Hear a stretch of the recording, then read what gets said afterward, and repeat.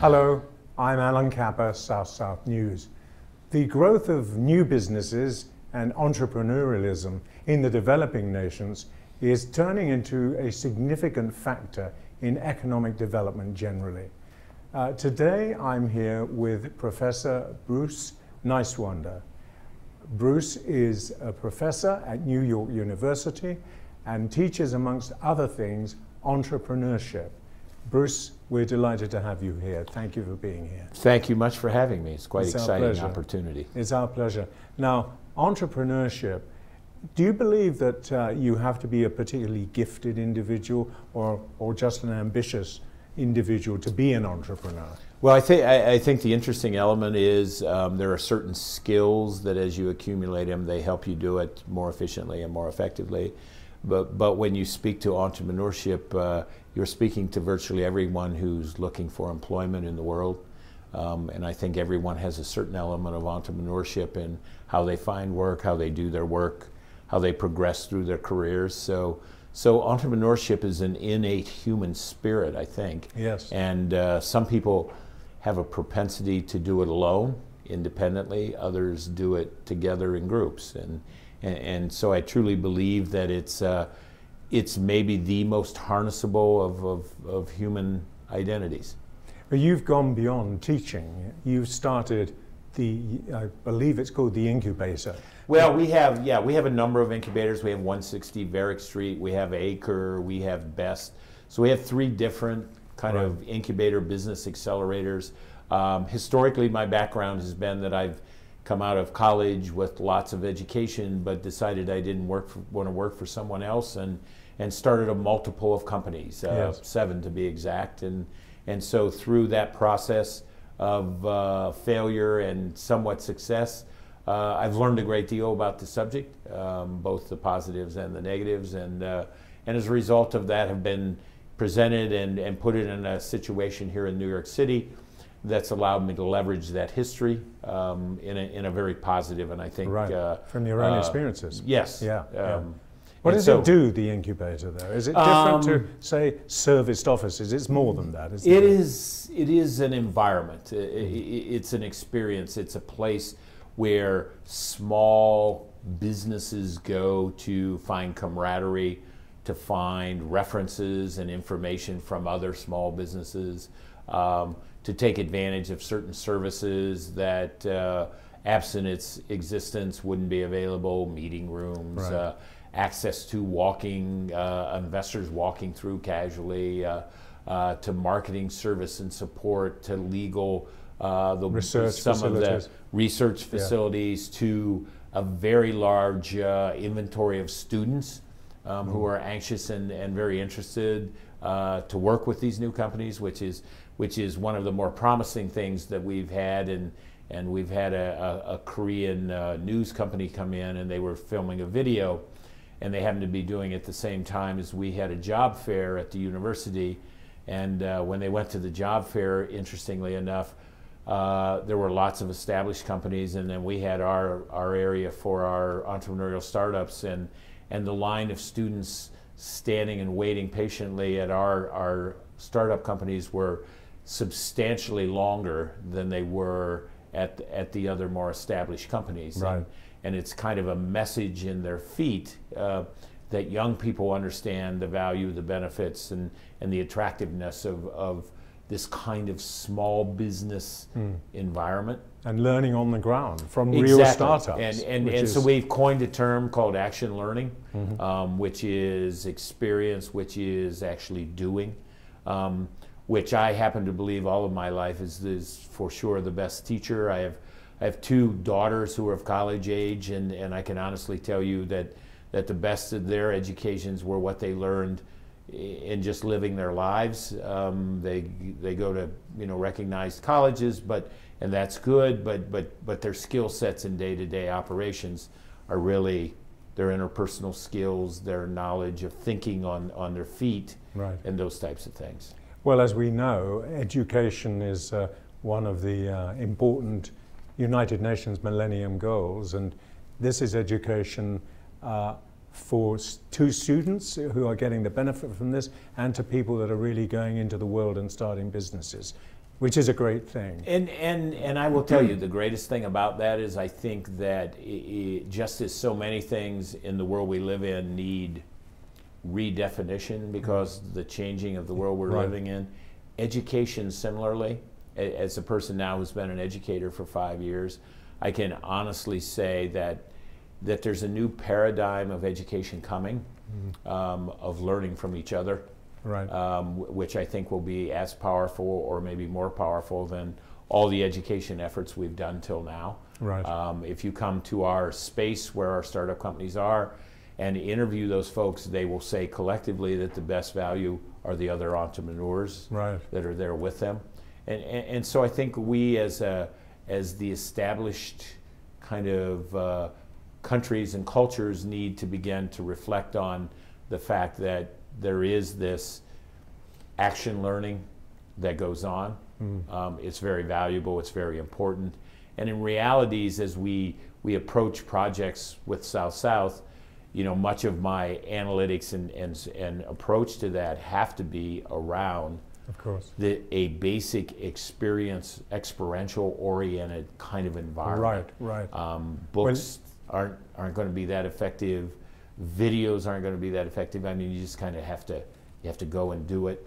Yeah, and go with the change, and lead the change. All of that. And learn by successes, and more importantly, learn by failure.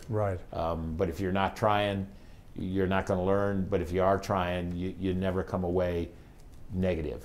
Well, what's even more exciting about this is that you are going to develop this further still, and you're going to develop this for the developing countries, the South-South countries, and we're going at South-South News are going to be partnering with you, which is very, very exciting. Yeah, I can tell you. I can't tell you how exciting that is, and for a multiple of reasons. Not the least of which is we've learned a lot here in New York City. We've learned from the mayor of New York, Mike Bloomberg, who's an incredibly successful entrepreneur himself. We've learned from the last 2 years here of what it can do to a community. But I will tell you, the thing I'm most focused on, bar none, is the change in a person's demeanor when tomorrow looks promising and they have a job today to pay their bills. Yeah, when there's real hope. So there's excitement about where they could take their lives. That transcends culture and it transcends politics. That desire to realize who you are and what you could be. And for a long time it's been something of a trite statement. To talk about it, yes, but to really do it. And that's what we've done in New York, and that's why I like it. As an entrepreneur, you'll find people who are in that space, they don't have a lot of time for talking about it.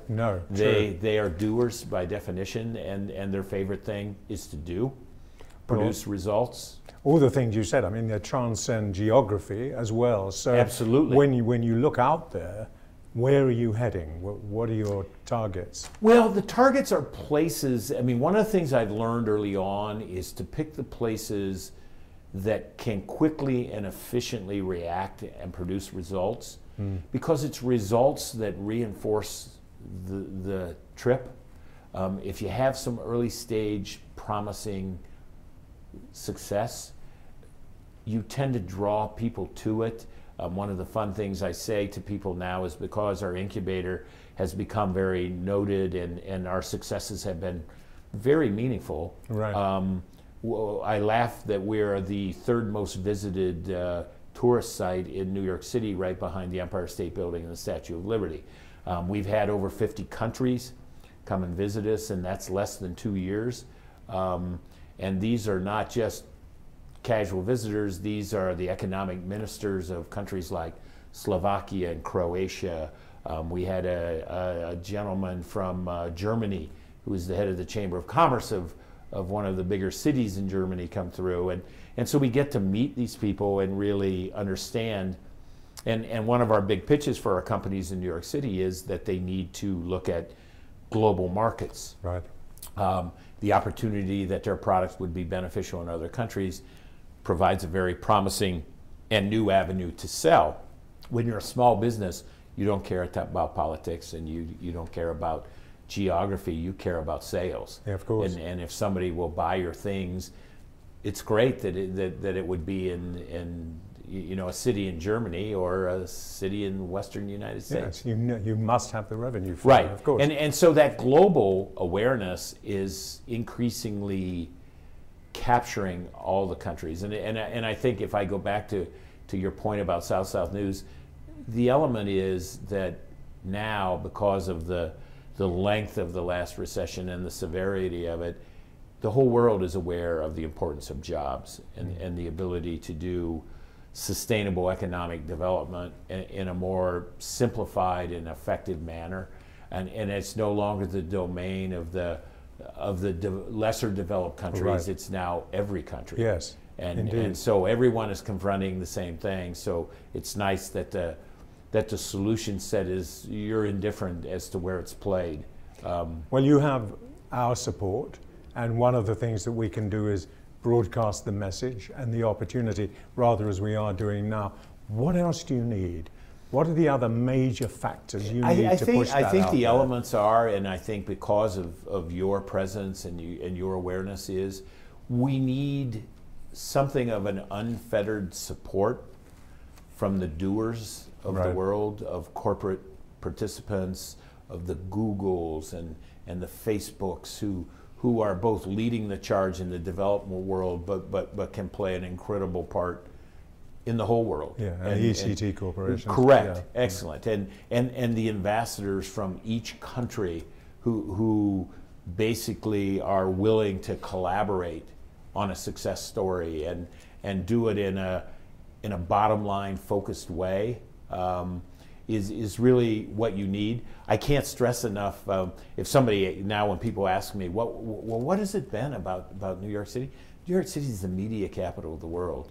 And the great thing is, each and every day there's somebody who comes by and wants to tell a story in a different way, and it might be Cranes, or it might be the Wall Street Journal, or the chance to go and speak with people at South-South News. Right. The people here are aware of media. Yeah. Well, all the foreign correspondents that are here. Excellent. Yeah. And so you have all this power. CBS ran an incredibly powerful vignette on Sunday morning, CBS Sunday Morning, about the unemployment in elderly. And how people who are over 50 are having very difficult times finding new jobs. And as I found myself as I was watching the piece, I wanted to reach out and say, look, get together in the room. The people who are there have enough skills to create their own entity, and they'll all be excited and absolutely happy. And so you want to do that. And I think with that power and that support, a little bit of patience on working through a kind of a well thought out, simplified a kind of strategy, I think you can really begin to make results that are going to astound people. And remember, in lots of these countries, it's not that you have to go there and create $100,000 a year jobs. Your comparative impact is massive. Yeah, with any jobs. Yes, or the ability to simply consistently feed and clothe and provide health care for a family group. All of that. You know, I mean, if you do that in a consistent and predictable way, that's a home run ball. And so it's not necessarily the comparative measure, but it's the comparative impact. Right. And so that's why I'm excited to be here with the South-South group and to really get involved with you folks and kind of carry the message out, because I've often thought as a kid, if I really wanted to have an impact on the world, I've always been a scheming kind of guy, because that's the way entrepreneurs are. And I thought, you know, what I need to do is I need to go to the lowest common denominator at the United Nations. And they have the same voice there as the United States has. And through them, tell the story. And then the story gets the audience, it gets the display, and you don't have to be, you know, Albert Einstein or one of the great world celebrities. You simply have to have a good idea and a good follow through and produce good results. Right.